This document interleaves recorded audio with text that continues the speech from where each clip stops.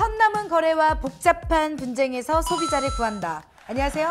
선 넘은 거래 연구소입니다. 네, 우리 주변에서 소비자 분쟁 사례가 많다는 것을 다들 알고 계시나요? 내가 겪은 그 일이 소비자 분쟁 사례가 될 수도 있다는 사실을 알고 계시나요? 선 넘은 거래 연구소에서는 우리 주변에서 빈번하게 일어나고 있는 분쟁을 있는 그대로 전달을 하며 분쟁 진위와 판단 및 결과까지 전달해 드릴 예정입니다.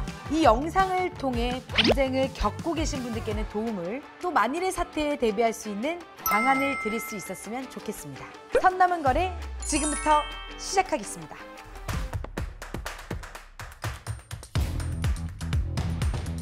오늘 정말로 기대가 됩니다. 오늘 왜요? 두 분의 모습을 보니까 뭔가 또 엄청난 사례를 연구해 오셨을 것 같아서 너무너무 기대가 돼요. 그쵸? 맞죠? 그쵸? 제 생각이 맞죠? 또 이렇게 이제 열심히 하라고 부담을 팍팍. 왜 이러세요? 화이팅 한번 외칠까요? 하나, 둘, 셋! 화이팅! 오늘의 주제는 자충우도 동물의 왕국입니다. 두 분이 준비한 사례 한 문장 또 말씀 좀 해주시겠어요? 반려견의 동물로 하겠습니다. 저는 아찔한 승마입니다. 과연 어떤 사례들일지 바로 시작해보도록 하겠습니다. 이번에 소개해드릴 사례는 애완 샴푸를 구매하여 반려견에게 사용 후 발생한 사고 때문에 발생한 분쟁 조정 사례입니다. 안녕하세요. 저는 저희 집 강아지와 함께 산 지 10년이 되었는데요. 인터넷 쇼핑몰에서 애견 샴푸와 린스를 구매해 사용했는데 당일 밤부터 강아지의 눈이 충혈되고 부어올라서 동물병원에 가 검사해보니 화학 성분에 의한 각막 손상으로 녹농균에 감염됐다고 하더라고요. 결국 저희 강아지는 왼쪽 시력을 잃었습니다. 이게 무슨 일이에요? 저는 이후 쇼핑몰에 치료비를 요구했는데 해당 쇼핑몰에서는 이러한 피해 신고도 없었고 또 저희 샴푸 방법도 알 수 없어 인과관계가 명확하지 않다며 배상을 인정할 수 없다고 합니다. 대신 주의사항 중 눈에 들어가면 안 된다는 내용이 상품에 누락된 점을 인정하고 30만 원을 배상하겠다고 주장하고 있는데요. 저희 강아지는 지금까지 10년 동안 저랑 살면서 이런 일이 없었고 너무 슬프고 안타까워 어찌할 바를 모르겠습니다. 역대급으로 너무 마음 아픈 사연 아닌가요? 가족이 시력을 잃은 거를 이제 보고만 있어야 된다는 게 너무 비통할 것 같아요. 신청자분의 마음을 저희가 다 헤아릴 수는 없겠지만 어떻게 조정이 되었을지. 두 번째 사례 소개해드리도록 하겠습니다. 승마 트레킹 중에 일어난 사고에 관해서 이제 손해배상 청구가 있었던 사례입니다. 안녕하세요. 저는 승마를 배우고 싶어서 승마 트레킹 프로그램을 등록하고 배우던 중 낙마하는 사고를 당했습니다. 결국 좌측 상완골에 골절상을 입게 됐습니다.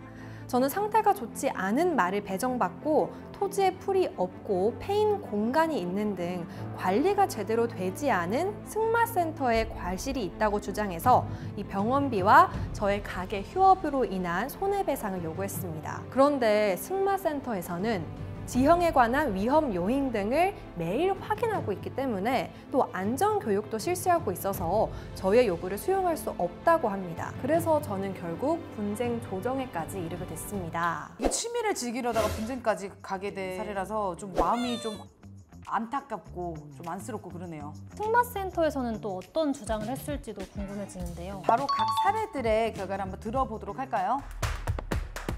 첫 번째 사례는 애완 샴푸 사용 후 한쪽 눈이 실명된 애완견 치료비 등에 대한 배상 요구 사례였습니다. 이 애완견의 실명은 진짜 너무 속상한 것 같긴 해요.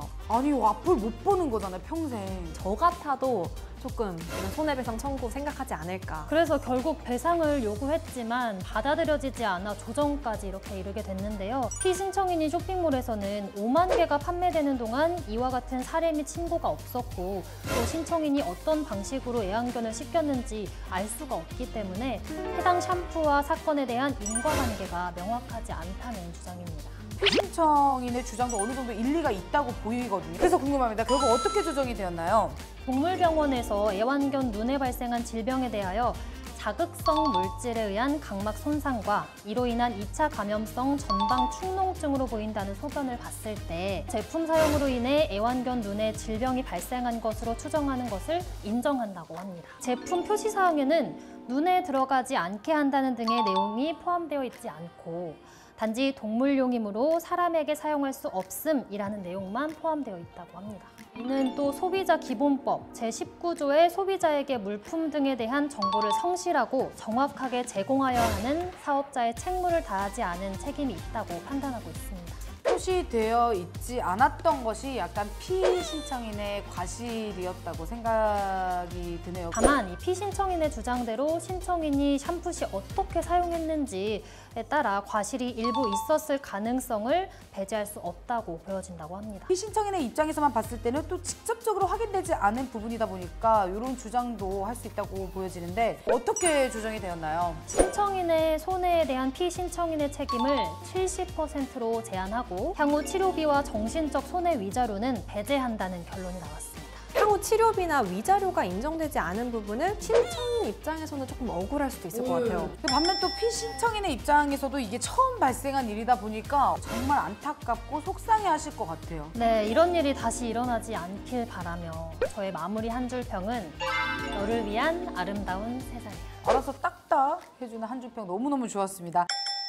자, 그럼 바로 다음 사례에 대해서 또 얘기를 한번 해볼까요? 승마 낙상 사고로 상완골 골절상을 입어서 병원비 그리고 생계에 지장이 생긴 것에 대한 손해배상을 요구했습니다. 상태가 좋지 않은 말을 배정해주고 울퉁불퉁한 토지 때문에 말이 놀라서 뛰어 올랐기 때문에 낙마하게 돼서 이 피신청인에게 과실이 있다 이렇게 주장을 했습니다. 피신청인은 어떤 입장을 가지고 있었나요? 말이 평소에 굉장히 온순하고 적응 훈련을 하고 있었고 말의 상태를 신청인이 최종적으로 확인 후에 선택했다 이렇게 주장을 합니다. 또 안전 요원들이 지형에 관한 위험 요인 등을 매일 오전마다 직접 확인하고 있어서 지금까지는 안전사고가 없었다라고 말을 하고 있습니다. 피신청인의 주장만 봤을 때는 말이나 지형에 문제가 없어 보이긴 합니다. 맞아요. 그리고 이제 이 피신청인 측은 승마 시행 전에 기승자들을 상대로 안전교육을 실시했고 기승자들은 안전서약서에 서명을 시행했다라고 합니다. 주장이 사실이라면 피신청인의 과실이 많아 보이지 않을 것으로 예상이 되거든요. 그리고 또 오랫동안 운영해온 승마장이라면 이런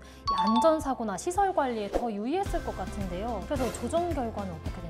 당일에 폐인 공간이 있었다는 사실이 확인되면서 외승지 관리 의무를 게을리했다고 판단이 됐고 신청인에게 손해배상 의무가 있다라고 합니다. 땅의 상태가 영향을 미쳤네요. 맞아요. 다만 신청인과 피신청인의 사이에 다툼이 없었고 말의 상태가 양호하다는 기록이 있으며 이 신청인의 운행 과실도 또 인정이 되고 또한 서명한 안전서약서에 안전수칙 및 주의사항이 명시되어 있는 점을 고려해서 피신청인의 책임을 40%로 측정했다고 합니다. 두 분이 원만한 합의가 이루어진 것이 맞는 건가요? 어떻게 보면 그럴 수 있죠. 저는 내용 중에 당사자 간 다툼이 없었다라는 이 문장 하나에 조금 마음이 놓이고 숨통이 좀 트였다 할까요?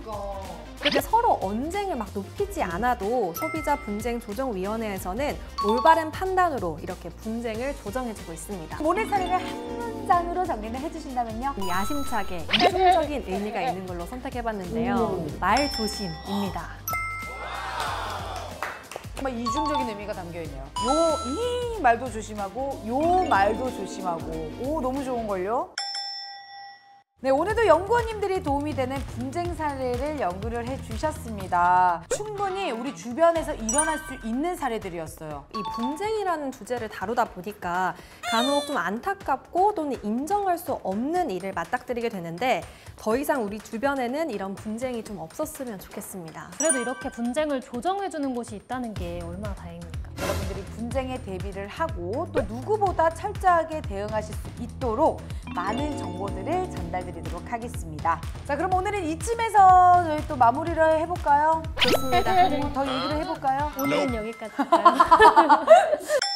대한민국의 분쟁 없는 평화가 찾아오는 그날까지 선남은 거래 연구소의 불은 꺼지지 않는다.